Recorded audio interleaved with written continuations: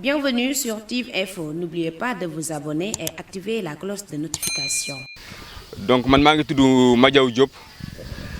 di membre ci ATCC donc mouvement ànd taxawu commune Chérif Lo ñëwoon tey fii nag seet si waa dëkk bi ci question boo xamante ni daf ñuy concerné ñun ñi nga xamante ni ñooy doomu dëkk bi juddoo fi yaroo fi màggee fi mu concerné surtout le foncier ak ni nga xamante ni noonu la ko suñu maire monsieur Ousmane Sarr yore ba mu fi nekkee depuis 2014 ba maintenant tey nag ñu ñëwoon particulièrement ci village u Thiawoune Séeréer Thiawoune Séeréer aussi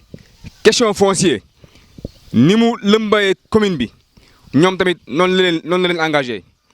ndax dañoo am ci ñoom seen wàll ay problème yaatoo bi ci njëkk mooy dañoo am ay terrain yoo xamante ni dañ ko lotissé woon du temps du maire Jean-Pierre Tine bi maire bi ñëwee Ousmane Sarr au lieu que mu toog def état des lieux xool la ci jaar yoon mu régulariser ko dafa ñëw nangu ko ci ñoom seen i loxo defaat yeneen lotissement ci kaw ba pare jël ci terrain yooyu di ko jaay loolu mooy première chose bi. beneen partie bi aussi ñu gis ni am na yeneen terrain yu fi nekk yoo xamante ni boo jénnee dëkk bi ci ginnaaw fii tuuti rek lotissement yoo xamante ni kenn xamul fu mu commencé ak fan la yem li ci gën a garaaw mooy dëkk bi yi Thiawoune Séeréer amul kenn ku fi yeewoo wala nga dëkk fi nga xam ni da nga ni mën ngaa taxaw ni yow maire monsieur le maire Ousmane Sarr attribué na la benn parcelle boo xamante ni da nga ko déposé au niveau de la mairie li ci am mooy rek xool ay mbokkam wala ay jigéen ñaaleem wala ay conseillers mi fi dëkk mu jox leen ay terrain ñoom ñu wëlbatiku encore di ko jaay population yi mu nekk acte yoo xam ne dafa ñaaw léegi nag ñun ATCC ñu ñëwoon fi tey pour rencontrer mouvement boobu waxtaan ak ñoom ñu xool loolu nu ñuy def ba mën koo dindi ndax du yoon c'est pas normal ñun ñu dëkk fii wala ñoom ñi fi yaroo màggee fi war a am ay kër non seulement joxuñu leen ay kër mais ku ko bëgg da nga koy jënd te boo koy jënd da ngay dem jëndi ko koo xamante ni yow moo ngay Dakar wala moo nga Thiès wala xamoo fu mu dëkk loolu du yoon te loolu dafa war a yàq sur toute la commune waaw le combat boobu nag ñu ngi ti te ñu ngi xaar Ousmane Sarr mu ñëw au niveau de Thiawoune Séeréer population yi ñu ngi koy xaar waaw ñu ngi koy xaar kan la fi ñëw pour ñu lijjanti question boobu. waaw je pense que bu dee question boobu xam nga maire politique moo fi rek dafa ñëwoon présenté wu comme maire ni da yor dëkk bi ci yoon mu sell bu rafet ñu wóolu ko xeex ba teg ko fi ginnaaw ba gis nañ ne ñun dañoo jaay suñu suuf dañ ko fi jëlee ci nu mu gën a gaawee loolu mooy question politique bi. beneen question mooy lépp loo xamante ni yoon may nañ ko ñun daañu ci dem ak moom xëy na duñ ci avancé ji dëgg-dëgg ci biir mais lépp loo xamante ni jaral na ko leer ne jaral nañ ñu ko raw te ñu ngi ko ci xaar. maa ngi tudd Cheikh Tidiane Gueye représenté fii le collectif aar li ñu bokk département Tivaouane bi yëpp donc tey ñu ànd fii ak ànd taxawu commune Chérif Lo muy waa ATTC yi nga xamante ni ñoom ñoo ñu fi andi ñu rencontrer les populations de Thiawoune Séeréer dañu fi nekkoon ak le problème de Ndingler jóge ci problème mu Ndingler jëm ci jóge fa dem Tobène tey mani la ñu gisoon Ndingler fekk ko Tobène lu raw loolu moom la ñu fekk fii ci Thiawoune Séeréer lu raw loolu moom la ñu fekk fii ci commune Chérif Lo mooy problème yooyu weesu ay benn nit wala ñaari nit wala sax industrie yoo xamante ni kat xalaat nañu ni dañu jëloon ay doomu aadama ay sénégalais ñu fay liggéey ñu am problème ak yeneen sénégalais ci par rapport ak foncier boo xamante ni dañu jàppoon ni balaa ñu koo jël ci population yi war nañ ci waxtaan ak ñoom mais lu ko raw moo am fii li tax ma wax mooy fii benn nit dong kese rek képp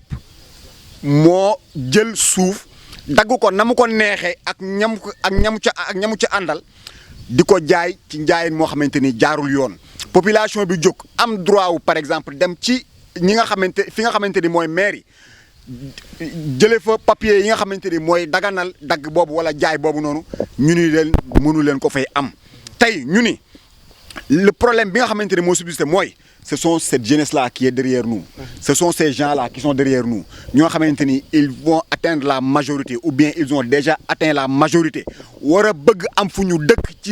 ci dëkk boo xamante ni fa lañ juddoo fa lañ yaroo ñu duñ ko am parce que des gens se sont levés ñoo xamante ni ñii Ndakaaru ñii Ndar ñii feneen jóge feneen. Ce sont des gens yoo xamante ni qui se lèvent un beau jour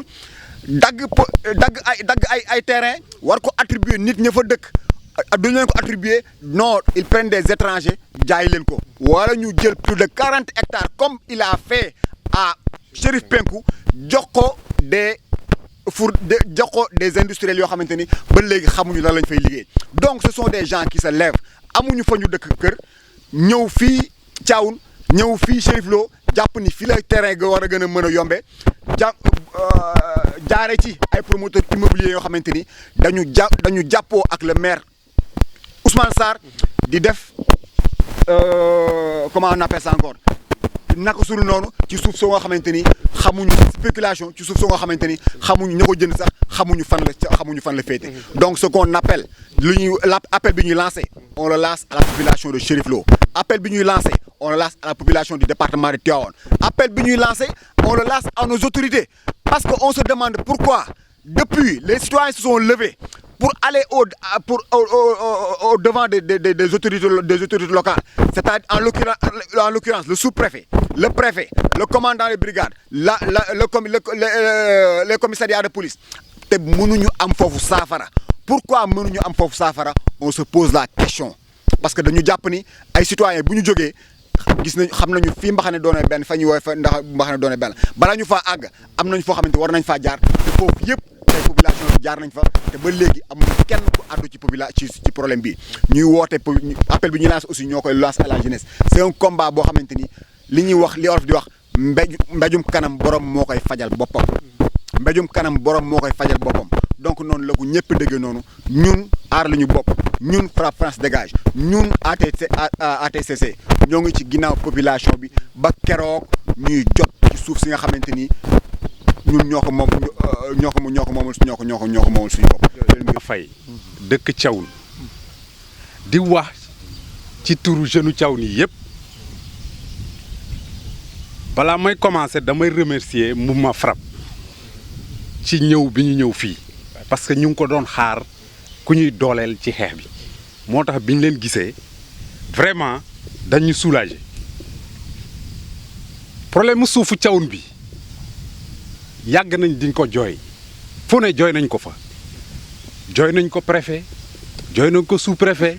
dem nañu Descos mais kenn faalewuñu kenn léegi monsieur le maire dafa ñëw fekk lotissement Jean-Pierre ñu affecté villageois yi terrain yi ñu fay seen xaalis ba pare mu ñëw jël tool yi lotissé waat ko di ko jaay ñeneen léegi jeunes yaa ngi fi am pagaay mënuñu am terrain problème boobu la ñu am fii